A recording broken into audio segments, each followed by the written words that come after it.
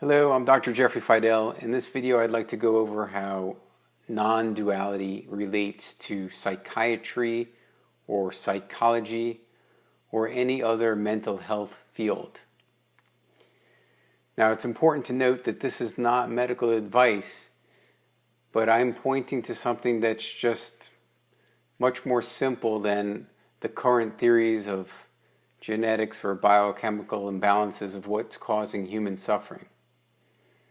Now, of course, all of psychiatry and psychology is based on the initial premise of something called a self. So in order to even examine psychiatry or psychology, we have to at least examine what a self is. So what is a self? Well, according to the psychology definition, a self is a person's belief systems and the physical form of the body. In other words, what a person believes to be true, which is acquired knowledge stored in the mind, and the body, which is a visual thought of what we look like. So that's a self. So all of psychiatry and psychology are based upon that initial premise that a self exists. Now, this is important because if a self is composed of belief systems and the form of a body, belief systems are nothing more than a compilation of acquired knowledge. So for a self to suffer, what has to occur is just that, is that the person must believe their thoughts to be true in order for the suffering to occur. So if the voice in the head is saying things like, I'm not worth anything, and that thought is believed, in other words, the identification is made with that I thought or me thought, which are just thoughts because I is just a word or me is just a word. They're acquired language that we learned as pronouns in school. If those words are believed to be true, then every thought that comes into the mind is potentially a cause of suffering. On the contrary, if one believes their thoughts to be true, that I am magnificent or I am energetic, or by the same token, believing in those thoughts can cause the person to identify with those thoughts and obtain other states. So all of psychiatry and psychology is based upon the premise of self, which is beliefs stored as thoughts and the physical form of the body. Now, how does genetics get into this whole thing of we're born depressed because our parents are depressed, or we're born bipolar because our parents are bipolar, or schizophrenia because we have another person that was schizophrenic and we're schizophrenic? How does this all make sense?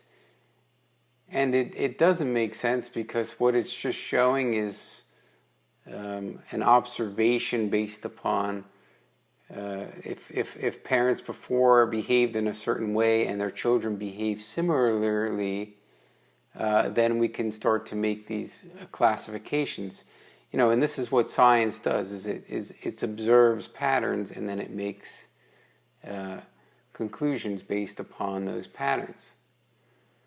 So, for example, for a depressed person, the person themselves aren't depressed, because if we look at someone, we can't tell that they're depressed, usually, unless, of course, it's portrayed outwardly, but many times the thinking pattern is one of depression.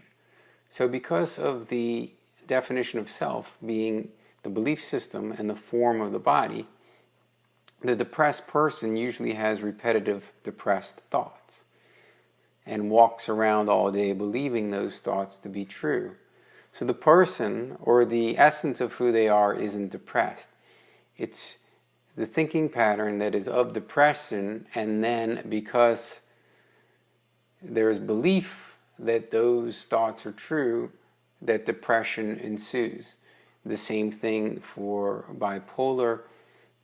If there's thoughts of depression and then there's alternating thoughts of happiness or compensatory thoughts of happiness, or even the ability to shut off the thinking mind, which heightens the senses, which could lead to other thoughts such as they attained special powers, or even visual thoughts, which are extremely powerful, and the person then believes that whatever the thoughts are showing. So if they believe that there is a visual God in their mind telling them whatever they're hearing in their mind, then of course they believe that to be true. The bottom line is that that person is not depressed, that person is not bipolar, that person is not schizophrenic, because the essence of who they are is not that. It's because their thinking mind is showing them these auditory or visual components and they believe them to be true. Of course, on the other end of it is the doctor listening to these broadcasts of what the person's telling them, which is basically a broadcast of their thoughts. So if the person's telling the doctor that they have these thoughts of not wanting to live anymore, then the doctor also is in his mind trying to figure out what's wrong with the other person, which comes up with more thoughts, eventually to a diagnosis that the mind says that person is depressed. Of course, as we just showed, the person is not depressed. The broadcasted thinking pattern to the doctor are those of depression. The broadcasted thinking patterns are those of bipolar because they're depressed thoughts and happy thoughts, or no thoughts with heightened senses, with additional thoughts that might be deemed as attaining special powers or labeled as delusional, which then the doctor would say that that person is bipolar, but clearly the person cannot be bipolar. The thinking pattern is developed in that way, or a schizophrenic thinking pattern.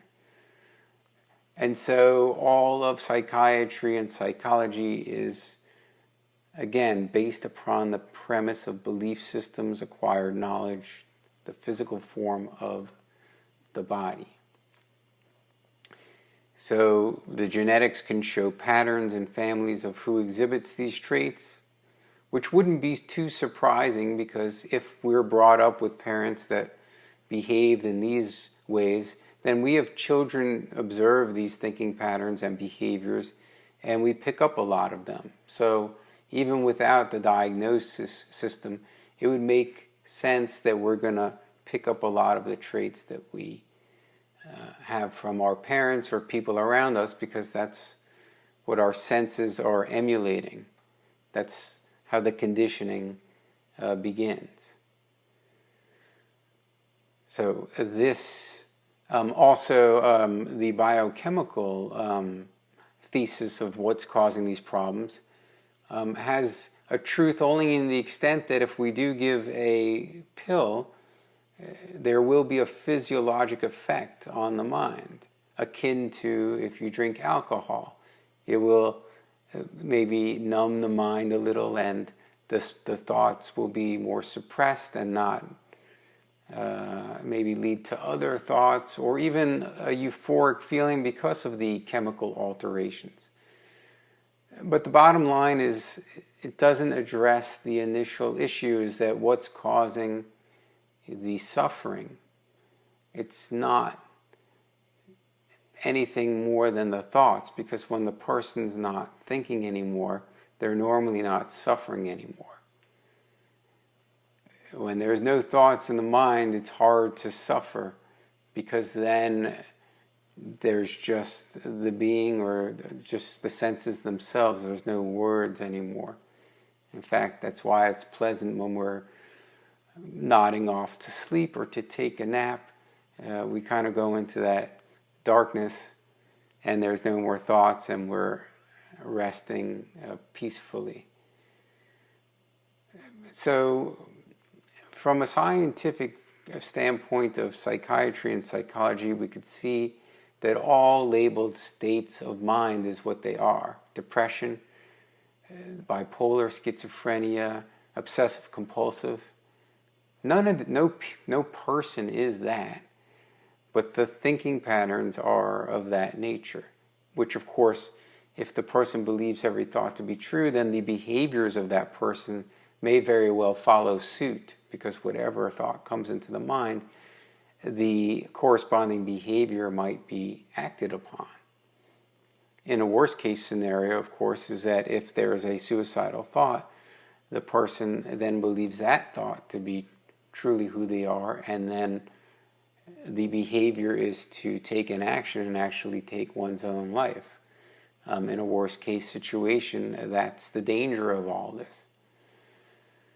Again, this is why this is not medical advice, but just showing that what's causing the suffering is identification with thoughts. So now for the non-dual aspect of this, and why the non-dual aspect is the liberation from this suffering that's not necessary. In non-duality, it's the understanding of that conceptual knowledge has no intrinsic truth. So anytime I'm referring to myself as I or me or my when I speak, that's not who I am, and that's not who you are, because we can't be reduced into these words such as I, me, my. None of them recreate who we are. In fact, if you watch a youngster as they acquire these words in their mind, it's not until later on that these particular sounds start to make sense, because we all can't be I, or we all can't be me, or we all can't be my, and yet we all refer to ourselves as this because this is what we're taught in school, at least in the English language. Other languages will learn these words, I, as yo, for example, in Spanish, or whatever words there are. The point being is that in the absence of all words, the intrinsic essence of what it is goes on. And that's the realization in non-duality, is that very limitation of conceptual knowledge. Now, when we listen to our mind, or we listen to our thoughts, that's really who we truly are, because what is it that's listening to thought? Well, that's who we are. We are that listens to thought, or that which is aware of thought. In other words, no thoughts define who we are, because those are acquired beliefs, those are words. Words can't recreate who we are. So who we are is that awareness that is the observer or thought of thought, or any other sensation within our body or around ourselves. Of course, again, I'm referring to something called a self, which in non-duality doesn't exist either, because a self would denote that there's a separation between a self and an outside, when clearly there can't be any absolute separation, because you can't take a self out of this present moment. It's not possible. That's why this present moment is all there is.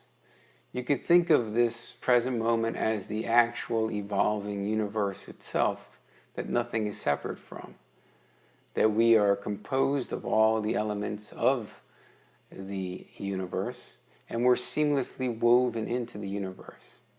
So this present moment right now, as we're all operating, is the very universe itself that nothing is separate from, unfolding. The presence is all there is. And that's what non-dualism points to.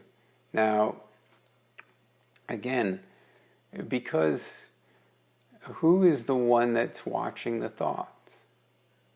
It's awareness.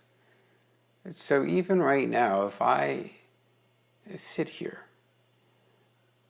I have the option of just being the awareness of thoughts. In other words, I could just sit here and watch thoughts come and go.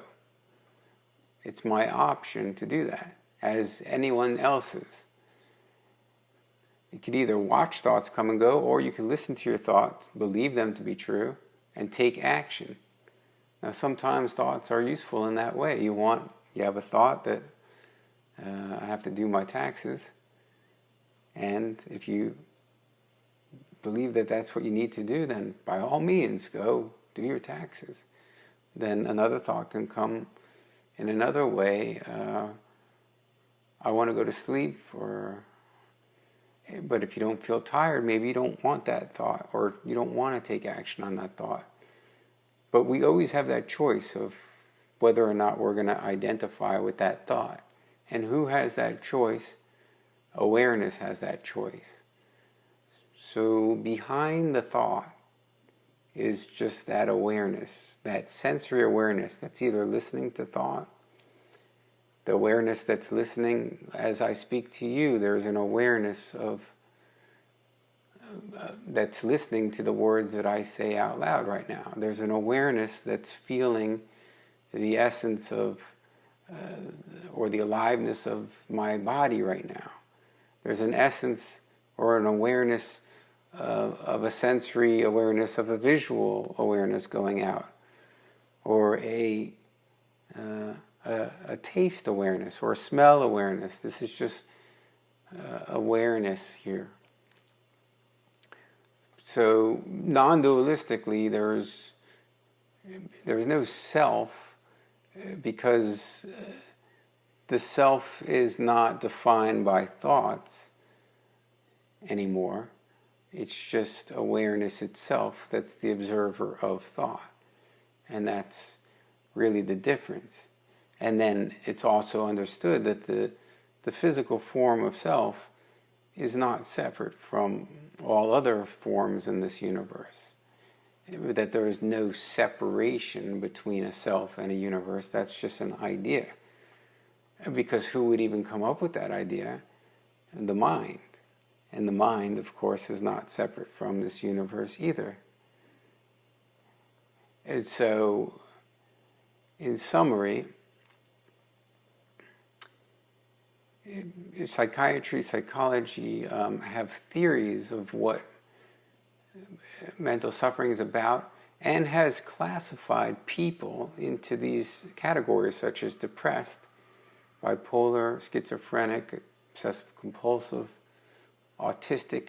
The list goes on and on. There's millions of these diagnoses now, but none of the people are this, right? If we take away their thought process, they're no longer depressed. If we take away their thought process, they're no longer schizophrenic. And of course, in the olden days, we used to lobotomize people, and of course they'd be more peaceful because you're cutting parts of their frontal lobes and causing them not to think, but with the terrible side effect, of course, of destroying other things, and then they're pretty much vegetables in their bed. So what psychiatry and psychology is doing is classifying thinking patterns, not anything more than that. Of course, the person that is categorized is suffering because their thought process is causing them suffering. And so they get diagnosed as these things. But my point being is that the person is not depressed, the person is not bipolar, the person is not schizophrenic. That's a classification that the mind of the doctor is giving to a person based upon observation. That's their own conceptualization of what's wrong with the other person. But in the end, there's nothing wrong with the other person, nothing at all. The only thing that's wrong with the other person is their mind is stuck in these thinking patterns, and those thinking patterns are creating tremendous suffering. So non-dualistically is to know oneself no longer as those belief systems, and that really requires just giving up belief systems of anything to be true. So when we hear our thoughts, or we hear thoughts in our mind, we know that we're not those thoughts. Rather, we're the awareness of those thoughts. I can't be these words that I'm speaking, because who is it that's speaking these words? There's an essence that's producing the words. It's not vice versa. I'm not the words that I speak. The words don't define this. This is producing words. In other words, the intrinsic existence itself is producing words. Words don't define this. This is producing words. So, and what's aware of these words? What's aware of the vision? What's aware of the taste? What's aware of the smell? But that's the awareness. And what's aware? Well, this awareness is not separate from the rest of this existence. So what's left is just intrinsic existential nature that's not separate from anything. And what makes up the us? Well, it's just that awareness that has come to this part of existence. Each awareness has its own ability to be aware, largely based upon the senses. If I close my eyes, then of course vision sense is gone. And my thinking interpretation of the world would then be completely different. I probably wouldn't even know of any names, because most things are named based upon what their visual appearance is, which really has to do about what the limits of our senses are.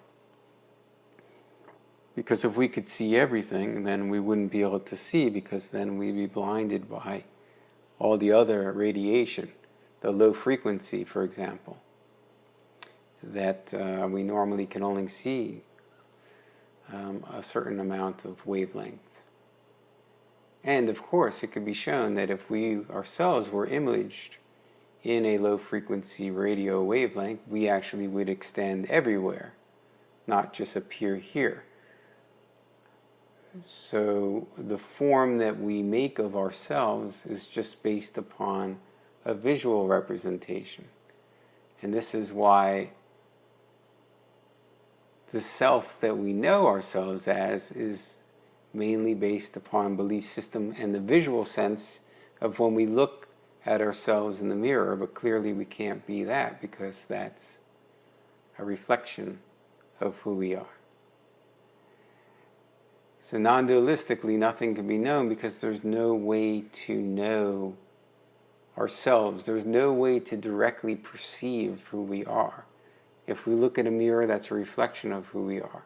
If we think about who we are, that's a thought or belief of who we are. So who we intrinsically are, or what this existence intrinsically is, it can't conceptually be known. It can't be known from the mind. It can't be known in any way, because we are already that. And if we come up with an idea of what that is, that very idea becomes a part of the entirety of all. However, the idea can never encapsulate what this reality really is. So in this regard, And all non-dual teachings point to this: reality just is this present moment that nothing is separate from. This is also known as present moment awareness. In the end, there's nothing left to know at this point, because it's just that this is the moment. It's always this present moment. And there's awareness here in this moment. The same thing could be seen if it was just the present moment itself. The present moment wouldn't know that it existed, right? If there was just an existence, it wouldn't know of its existence. It would just exist. There would be no awareness to the existence. So awareness is something that's built into the system of the existence. It's not like an observation has to be made for something to know of itself. One could think of awareness just coming into the system and all of a sudden being like, oh, I'm aware that I'm aware. Going back to our intrinsic state as children, we all start off with that initial sensory awareness. In other words, we start tasting and seeing and even listening to our own voice or our own thoughts. But at this point, it's just awareness, because it hasn't gotten to the point where we became aware that we had awareness. If you think back to when you were a little baby, maybe the first vision sense, there was no question of that awareness, it just was there. And then as the intellect starts to develop, the mind might ask, well, why is there awareness here?